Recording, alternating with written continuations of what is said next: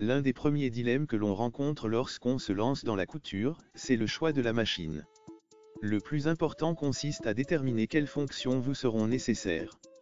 Il n'est pas utile de partir sur un modèle trop sophistiqué si vous n'êtes pas certaine que la couture vous plaira. Mais gardez également à l'esprit qu'une machine bon marché ne sera pas toujours une bonne affaire. L'idéal c'est à la fois une machine simple d'utilisation et proposant suffisamment de possibilités pour vous permettre de progresser.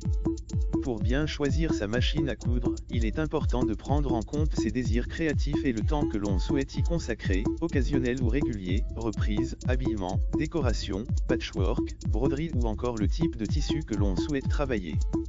Vos projets vous guideront dans le choix de votre machine à coudre.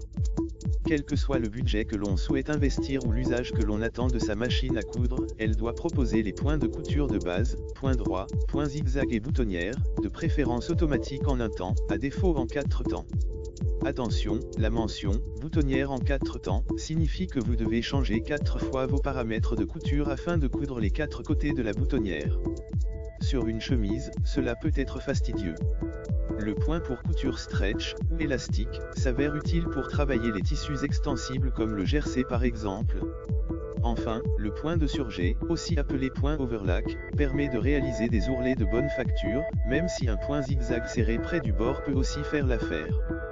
La machine à coudre doit proposer un minimum de pieds presseurs, ou pieds de biche, 4 dans l'idéal, un classique, un pour les fermetures éclairs, un pour les boutonnières et éventuellement un pose-bouton, pour cadrer les boutons.